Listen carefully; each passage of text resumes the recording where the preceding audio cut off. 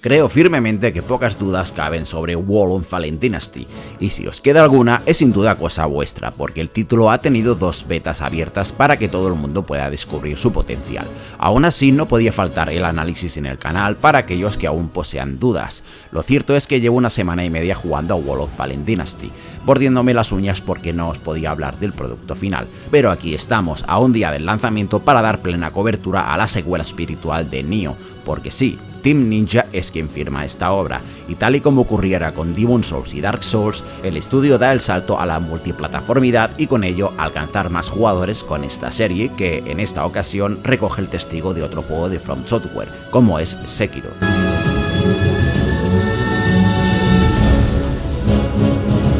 World of Fallen Dynasty transcurre durante los días de la dinastía Han de los Tres Reinos y nos introduce en una narrativa oscura que envuelve el misterio de un elixir que provocará una guerra entre los clanes más emblemáticos del Japón feudal. Nosotros encarnaremos a un soldado de la milicia sin nombre que en su viaje coincidirá con los generales más famosos de la época, tales como Liu Bei, Cao o Su Ying, entre otros. La historia nos llevará a recorrer los territorios del Japón feudal a través de una narración simple pero efectiva, en la que nos conducirá a contemplar los combates más impresionantes contra todo tipo de enemigos y sobre todo demonios, o mejor dicho, los yokai, que pertenecen al folclore japonés, los cuales encontraremos tanto en forma humanoide como en animal. Cabe señalar que la historia no deja de ser un pretexto tal y como lo fuera en los Nioh, y es algo que ayuda a avanzar en una trama que dura aproximadamente unas 30 horas como poco, aunque eso dependerá de nuestra pericia a los mandos.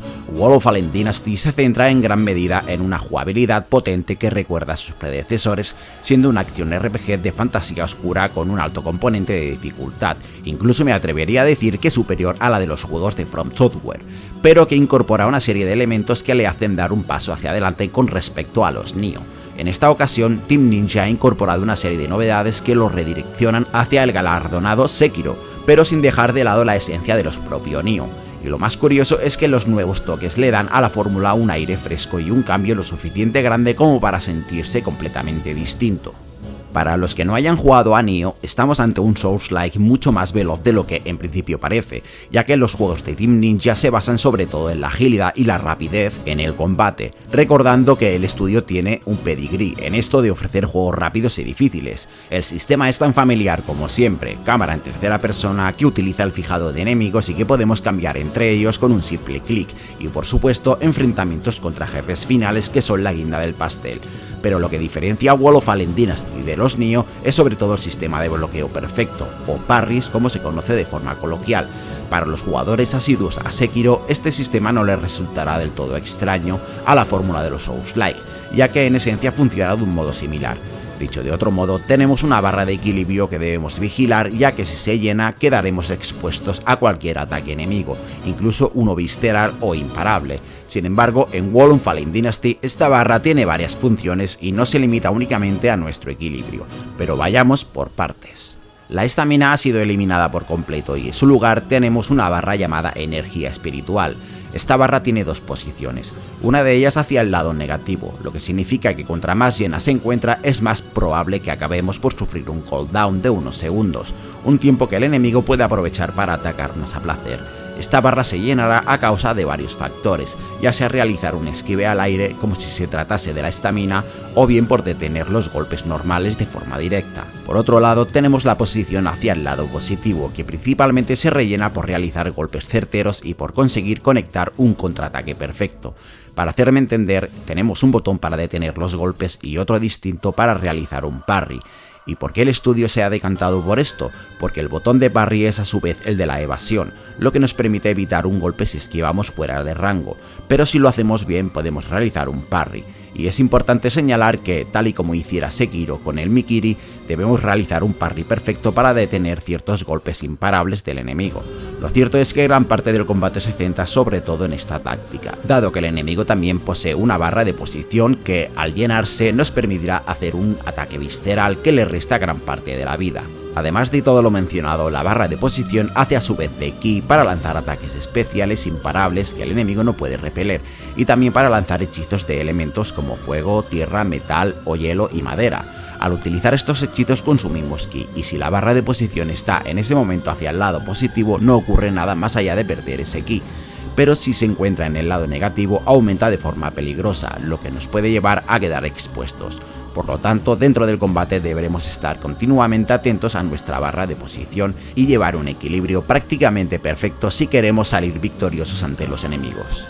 Pero la cosa no se queda ahí, dado que Wall of Fallen Dynasty posee una mecánica de moralidad que afecta directamente al daño que realizamos y que recibimos del enemigo. Esto es más complejo de lo que parece y es una de las mecánicas de exploración, de la que os hablaré más tarde, pero sigamos con la importancia que tiene esto en el combate. Curiosamente, realizar un ataque visceral a un jefe o enemigo nos permitirá ganar moralidad y a su vez hacer descenderla del enemigo. Por ejemplo, si al iniciar el combate tenemos 20 de moralidad y el enemigo también, y conseguimos realizarle un ataque visceral luego de romper su barra de posición, nosotros ascenderemos a 21 y el enemigo descenderá a 19. Y ojo, porque esto también puede darse a la inversa. Así pues hay que tener en cuenta que esta barra de posición es crucial para dominar el combate. Debo admitir que al principio me costó que el cerebro me hiciera clic, pero una vez dominada la mecánica se vuelve increíblemente satisfactoria. Quisiera hablaros de otro de los elementos de Wall of Fallen Dynasty que, en mi opinión, ha mejorado enormemente con respecto a los Nioh, y esto es el equipamiento.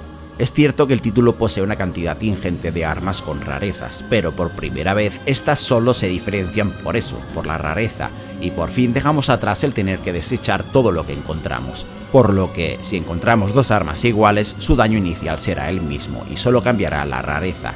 De ese modo, si conseguimos un arma con el máximo de rareza, que es hasta 4 estrellas o 5 en el caso del endgame, probablemente será la arma con la que queramos pasarnos el juego. Esto también es llevado a las armaduras del juego, por supuesto. El título posee una gran cantidad de armas y cada una se maneja de forma distinta, y tiene ataques imparables únicos, por lo que Wall of Fallen Dynasty nos invita a experimentar como queramos, y de la misma forma nos permite reiniciar los stats del personaje para adaptarlos a otro tipo de armas. Este punto es muy interesante, porque se traduce en que podemos cambiar nuestro estilo por completo en cualquier momento, y no hay penalización. Team Ninja desea que probemos todas las armas, todos los estilos y todas las formas de jugar posibles. Del mismo modo podemos personalizar al personaje por completo, tanto sus rasgos como su vestuario.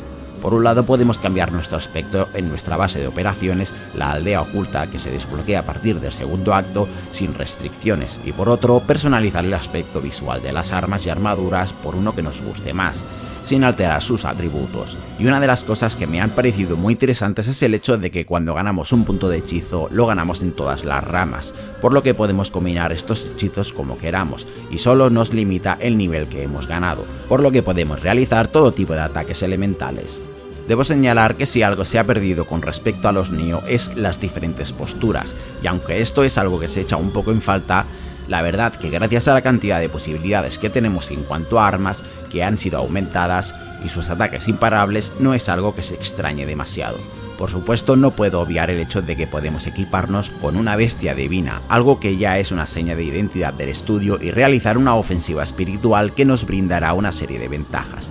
Cada bestia divina se especializa en algo, ya sea darnos mayor protección, sanarnos, aumentar nuestro daño con armas o hechizos, o bien aumentar el daño a la barra de posición. La historia avanza por actos, como en los Nioh, y cada acto posee una serie de misiones principales y otras tantas secundarias que nos invita a visitar las localizaciones de la historia, con el aliciente de que éstas suelen cambiar el horario, la posición de los enemigos e ítems, y que nos permiten conseguir nuevos objetos, ya sea de mejora, armas nuevas y únicas o elementos secundarios. En cualquier caso, también sirve para subir de nivel e ir más preparados a las misiones principales. Pero es el diseño de niveles del que os quiero hablar sobre todo.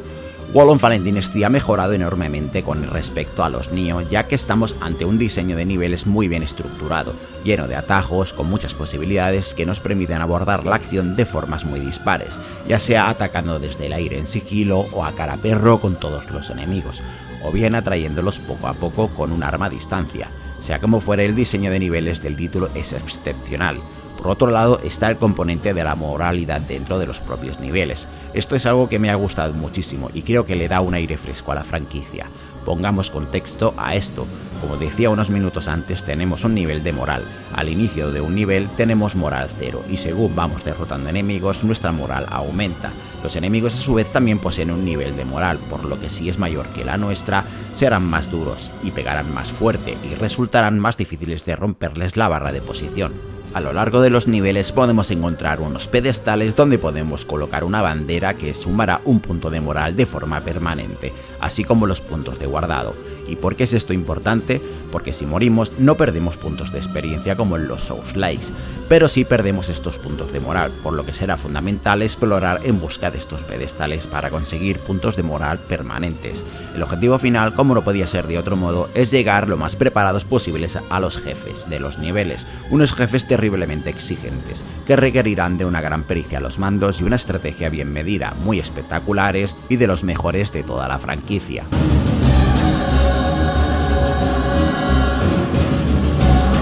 El título se puede jugar en cooperativo con otro amigo vía online, pero de todos modos también podemos reclutar a los generales de las diferentes facciones una vez los hayamos desbloqueado, por lo que sí, se puede conseguir la ayuda de estos NPC o de un amigo para superar los desafíos más exigentes, o incluso todo el juego si lo deseáis. Por otra parte, también podemos ser invadidos por otros jugadores como en Dark Souls, que aparecerán en forma de espectros oscuros.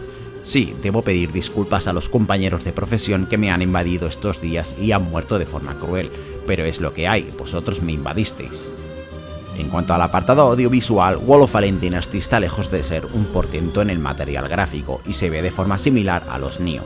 No diría que se ve mal, ya que está lejos de eso, pero tampoco destaca en nada. El apartado artístico es bastante bueno y agradable a la vista, diría que es suficiente. El título se puede jugar en dos modos visuales en PlayStation 5 y Xbox Series X, el de fidelidad 4K y 30 frames por segundo y el de rendimiento a 60 cuadros por segundo y 4K dinámico. Sobra decir que el modo rendimiento es el que más me ha gustado por lo exigente de sus combates. El apartado sonoro es correcto, con temas ambientales inspirados en el Japón feudal, sin ser una locura pero que aguantan el tipo, así como las voces tanto en inglés pero sobre todo en japonés.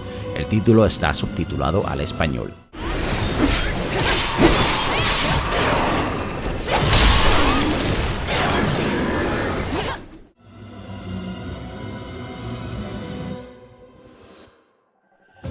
Wall of Fallen Dynasty sin duda pertenece a la serie Nioh, pero con otro nombre. A mi parecer es el mejor producto de Team Ninja desde hace años, y estamos ante un título largo, complejo, muy bien desarrollado, muy divertido y exigente, que nos permite jugar como queramos, nos invita a experimentar y que se antoja realmente inspirado en su sistema de combate, diseño de niveles, enfrentamientos contra jefes, muchos jefes, muy impresionantes y un sistema que si te hace clic se siente increíble. Wall of Fallen Dynasty es uno de los mejores Souls-like que he jugado y posee uno de los mejores combates que yo haya probado. Es sencillamente magistral. Eso sí, no es apto para gente con poca paciencia. Sin embargo, y dado que también debuta el día 1 en el Game Pass, los usuarios que estén suscritos a este servicio deberían al menos darle una oportunidad. ¿Y qué leches? What a Wall of Fallen Dynasty, os lo recomiendo. Esto es todo por ahora, os habla de Avatar y nos vemos en un próximo vídeo. Hasta pronto.